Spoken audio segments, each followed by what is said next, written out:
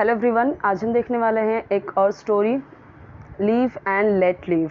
तो इसके थ्रू हम देखेंगे English reading, correct pronunciation, words के और बहुत सारे टफ वर्ड्स की मीनिंग इसमें जानने को मिलेगा, क्योंकि हमें पता है एक स्टोरी में कई सारी चीज़ें कवर हो जाती हैं जो कि बेसिक नीड्स होती हैं इंग्लिश सीखने के लिए, समझने के लिए और बोलने के लिए।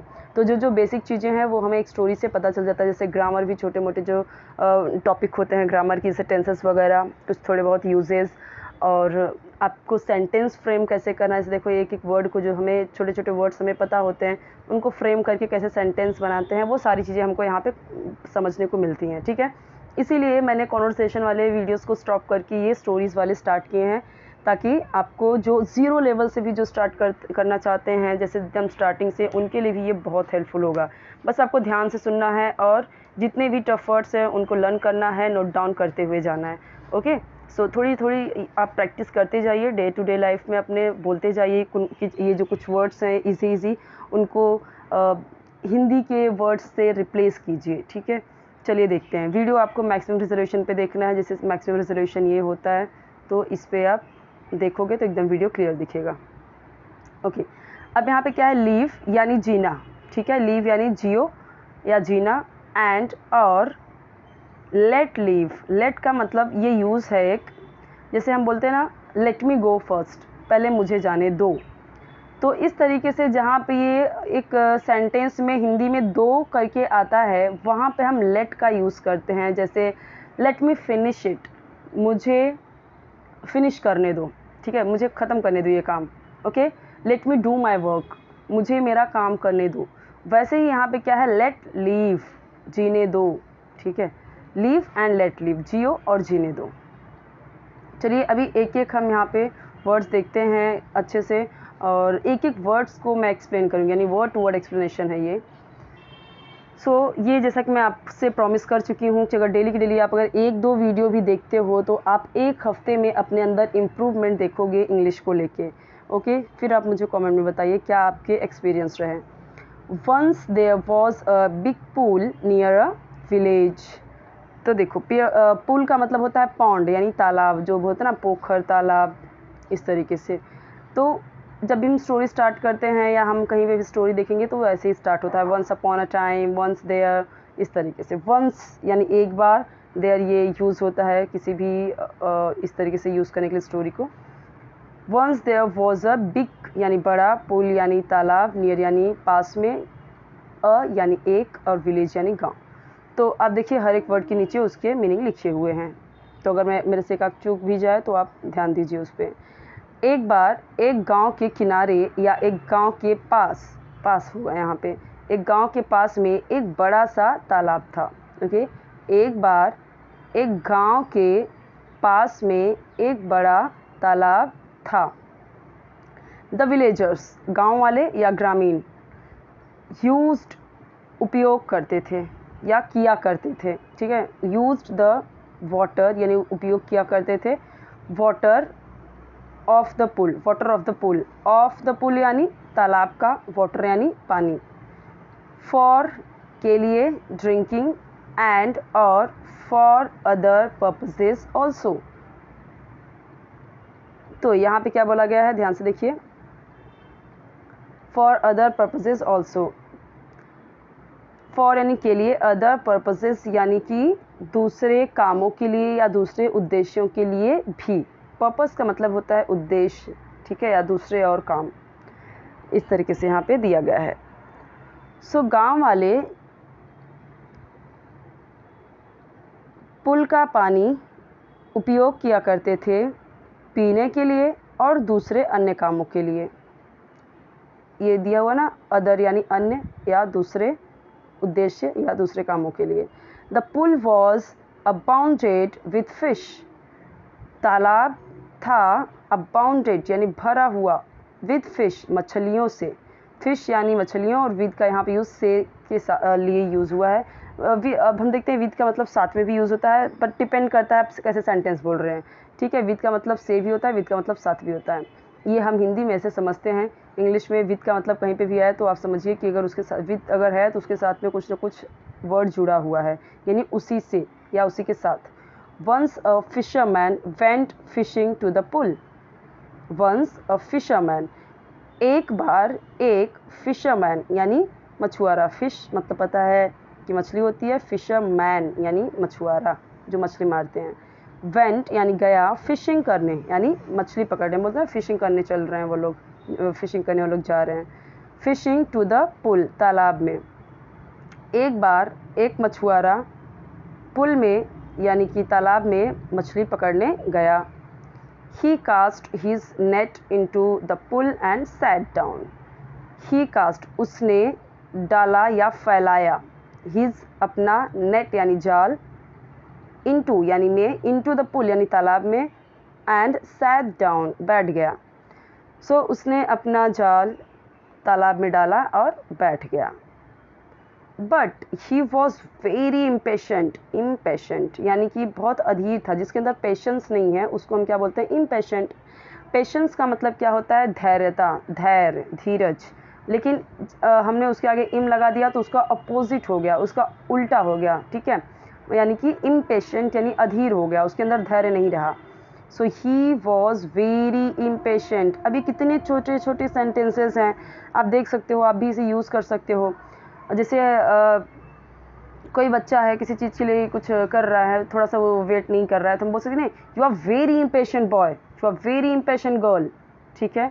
अब यहाँ पे अगर वही लड़की के लिए हम बात करते हैं तो ही की जगह पे शी हो जाता, अगर बहुत सारे लोगों की बात करते या दो लोगों की बात करते तो दे हो जाता, ठीक है। दो लोगों की बात करते जैसे राम एंड श्याम तो ये वर हो जाता, Ram and Shyam were very, यानी कि वॉज की जगह पे वर हो जाता, ये चेंज हो जाता, ये पास्ट टेंस है ना इसलिए। और जैसे कि यहाँ पे देखिए शी होता तब भी वॉज होता, लेकिन अगर दे होता THEY दे तो यहाँ पे भी वर हो जाता WERE, they were very impatient, यानी कि मैंने आपको बताया है आई के साथ शी, ही और कोई एक सिंगल नाम या कोई एक सिंगल यानी single person like boy girl, तो इसके साथ क्या आएगा, वॉज ही आएगा। लेकिन जैसे ही यू हो गया, वी हो गया, दे हो गया, ये सारी चीज़ें हैं, कुछ सीखते चलते हैं, दे हो गया, दो नाम हो गए, या फिर गर्ल्स यानी प्लूरल, बॉयज़, स्टूडेंट्स, तो इन सब के साथ क्या आ जाएगा यहाँ पे WERE, ठीक है, वर।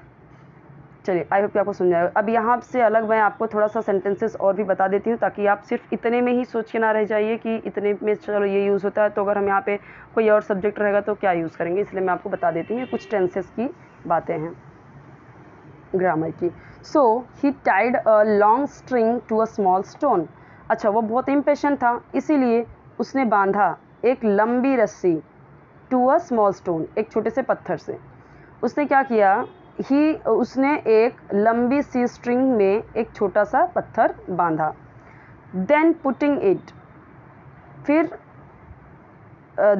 इट इनटू द पुल, फिर इसने क्या किया, देन फिर या तब, पुटिंग इट इसे डाला, इनटू द पुल किसमें, तालाब में डाला।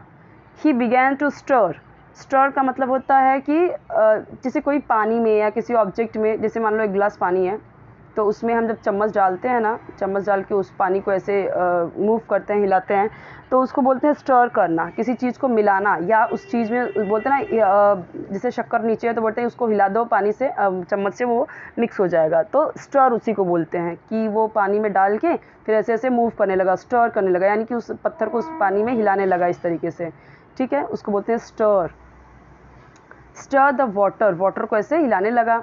टू ड्राइव मोर फिश, ताकि फंस जाए अधिक मछलियाँ, इनटू हिज नेट, उसके नेट में ज़्यादा मछलियाँ फंस जाएं। तो यहाँ पे देखो, फिर उसने इसे, किसकी बात कर रहे हैं, जो उसने रस्सी में स्टोन बांधा था, उसने उसको क्या किया, इसे पुल में डाला और पानी को हिलाने लगा ताकि मछलियाँ अधिक से अधिक उसके जाल में फंस जाएं। अ विलेजर सॉ हिम, ये थोड़ा अलग अलग है, मैंने यहाँ पे देखो अंडरलाइन किया है, जो अलग है वो मिस प्रिंट है, मिस प्रिंटिंग मतलब कि इस तरीके से एक में मिक्स हो गया। विलेजर सॉ हिम, एक ग्रामीण ने उसे देखा, do so, a villager saw him do सो, यानी कि एक विलेजर ने उसको ऐसा करते हुए देखा। एंड आस्क्ड, और बोला, आस्क का मतलब होता है पूछा, बोला या फिर मांगा। इस तरीके से 3 तरीके से हम इसका यूज़ करते हैं, ठीक है, पूछा, बोला या मांगा। A villager saw him do so, एक विलेजर ने उसे ऐसा करते हुए देखा, एंड आस्क्ड, और पूछा, and asked him not to make the water muddy, उसने उसे कहा कि वो ऐसा मतलब वाटर को गंदा ना करे। मडी का मतलब होता है गंदा करना, okay. So a villager saw him do so and asked him not to make the water muddy. Not to make, not to make, ना करे, नॉट टू मेक का मतलब ना बनाए, ना करे, द वाटर मडी, पानी को गंदा। तो एक विलेजर ने उसे ऐसा करते हुए देखा और उसको बोला, आस्क्ड यानी कि उसको बोला, क्या बोला कि वो पानी को गंदा ना करे, उसको पानी गंदा करने के लिए नहीं बोला। But the fisherman didn't listen, लेकिन फिशरमैन ने, मछुआरे ने, listen to him, didn't listen to him, या डिडंट का मतलब नहीं, लिसन यानी सुना, टू हिम उसे या उसकी बातों को, and went on beating the water and making it dirty. And went on करता गया, क्या, बीटिंग यानी पीटता गया, द वाटर पानी को पीटता गया, एंड मेकिंग इट डर्टी और उसे गंदा कर दिया। पूरा देखते हैं। But the fisherman didn't listen to him, लेकिन फिशरमैन ने उसे उसकी नहीं सुनी या उसकी बात नहीं सुनी या मछुआरे को नहीं सुना। And went on beating the water, और पानी को वो पीटता गया, ठीक है, पानी को वो पीटता गया, एंड मेकिंग इट डर्टी, और इसे कैसा कर दिया, गंदा कर दिया, उसे गंदा बना दिया। मेकिंग का मतलब होता है बना दिया, बनाना या फिर करना उस चीज़ को, ठीक है, मेकिंग इट डर्टी। तो आप थोड़ा सा इंग्लिश के हिसाब से सोचिए, मैं आपको इसका हिंदी भी बताते जाती हूँ, लेकिन थोड़ा सा आपको इंग्लिश के हिसाब से ही सोचना पड़ेगा, क्योंकि हिंदी में हम उसको अपने तरीके से बनाते हैं। तो यहाँ पे आप थोड़ा सा इंग्लिश के हिसाब से समझिए कि अगर हम यहाँ पे देख रहे हैं कि फिशरमैन ने उसकी नहीं सुनी, अब जैसे अब यहाँ पे फिशरमैन की जगह पे मैं किसी का नाम ले सकती हूँ, but the Rohan didn't listen to the teacher, मैं हिम की जगह पे अगर टीचर कर दूँ, ठीक है, हिम की जगह पे मैं हर भी कर सकती हूँ लड़की के लिए अगर है तो, ओके, क्योंकि ये एक विलेजर था, आदमी था, तो इसके लिए यहाँ पे हिम यूज़ हुआ है। लेकिन यही विलेजर अगर एक वुमन होती, अ वुमन सॉ हिम यानी कि उस मछुआरे को देखा, तो ये वुमन अगर यहाँ पे होता तो यहाँ पे हर हो जाता ना, ये तो मैंने आपको हर बार बताया है। तो इस तरीके से जैसे मैंने बोला, but the Rohan didn't listen to parents, listen to his parents, या फिर listen to the teacher, and went on beating the water, और इस तरीके से पानी को पीटता गया, एंड मेकिंग इट डर्टी, और इसे गंदा बना दिया। So the villagers brought some companions armed with weapons, तो सो या इसीलिए या तो दोनों ही यूज़ करते हैं। तो विलेजर्स ने, ब्रॉट यानी लाया, विलेजर्स लाया कुछ कंपेनियंस, कंपेनियंस ने कुछ साथी को लेके आया, आर्म्ड विद वेपन्स, आर्म से लेस थे वो लोग, यानी एकदम सशस्त्र होके आए, बहुत सारे वेपन्स लेके आए, हथियार मारने पीट के लिए, लाठी डंडे सब कुछ लेके आए उसके लिए, ठीक है। इसीलिए यहाँ पे क्या बोला गया है, सो द विलेजर्स ब्रॉट, विलेजर लाया, सम कंपेनियंस, कुछ कंपेनियंस कुछ साथी, आर्म्ड विद वेपन्स, हथियार से लेस होके, यानी हथियार से एकदम भर के, आर्म्ड का मतलब एकदम से हाथ में कई सारे वेपन्स हैं, उसको बोलते हैं लेस, ठीक है, एकदम बहुत सारे लिए हैं, तो उसको यानी यहाँ पे क्या समझ सकते हो कि बहुत सारे उनके पास हथियार है, वेपन्स है। वेपन्स में अब ऐसा नहीं गोला बारूद वो सारी चीज़ें नहीं, वेपन्स यानी लाठी डंडे, ये सारी चीज़ें, और भी कई सारी चीज़ें हो सकती हैं वेपन्स में, आप समझ सकते हो। So the villager brought some companions armed with weapons, companions का मतलब होता है फ्रेंड्स, साथी, कुछ लोग, ठीक है।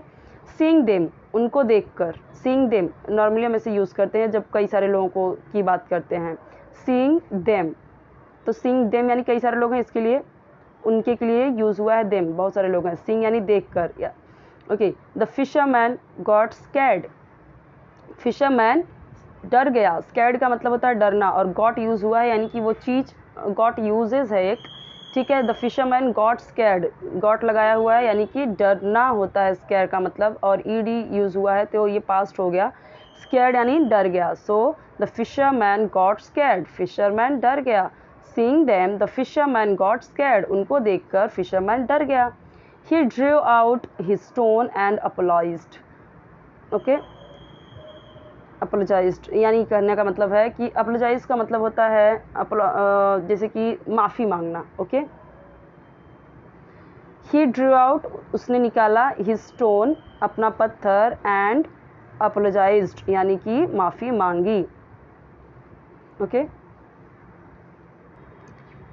ओके, सो ही ड्रू आउट, उसने निकाला, हिज स्टोन, अपना पत्थर यानी जो उससे पानी को हिला रहा था, एंड अपोलोजाइज्ड। अब एक चीज़ देखिए यहाँ पे ईडी लग गया। अब वैसे होता है अपोलोजाइज यानी कि क्षमा मांगना या माफ़ी मांगना, अपोलोजाइज, बट यहाँ पे डी लग गया है तो अपोलोजाइज्ड यानी कि माफ़ी मांगी, क्योंकि ये पास्ट में हो गया। ठीक है, और यहाँ पे भी ये पास्ट में ही है। सो आई होप कि आपको समझ में आया होगा। 2 प्लेलिस्ट बने हुए हैं, आप ज़रूर चेक कीजिए उसे। एक है इंग्लिश स्पीकिंग कोर्स का, एक है इंग्लिश स्टोरीज़ करके। तो इंग्लिश स्टोरीज़ में आपको इसी तरीके से स्टोरीज़ मिलेंगी, और इंग्लिश स्पीकिंग कोर्स में आपको बहुत सारे कन्वर्सेशन वीडियोस मिलेंगे, जो 2 लोगों में बात हो सकती है। ठीक है, 2 पर्सन के बीच में बातें होती है, 3-4 पर्सन के बीच में बातें हो सकती है, जैसे कि सिचुएशनल है, जैसे कि आप स्कूल में हो, कॉलेज में हो, या फिर आप प्लेटफॉर्म पे हो, अलग अलग सिचुएशन में अलग अलग प्लेसेस पे अगर आप हो तो कैसे आप किसी से हेल्प मांग सकते हो, कैसे बातें कर सकते हो। और भी वीडियोस हैं डे टू डे लाइफ में हम जो इंग्लिश यूज़ करते हैं, नॉर्मली जो हम बात करते हैं हिंदी में, उसे आप इंग्लिश में कैसे बोलें, वो सारी चीज़ें हैं। तो आप ज़रूर देखिए उन सबको, उससे बहुत हेल्प मिलेगी आपको। और नोट डाउन करते जाइए, थोड़ी सी मेहनत कीजिए और प्रैक्टिस करते जाइए डेली की डेली। जैसे कि यहाँ पे बहुत सारे वर्ड्स हैं जिनको हम हिंदी में ना बोल के हम उसको इंग्लिश में ही बोले तो ज़्यादा बेटर रहेगा। तो धीरे धीरे करके आपकी इंग्लिश अपने आप ऑटोमेटिक इम्प्रूव होने लगेगी।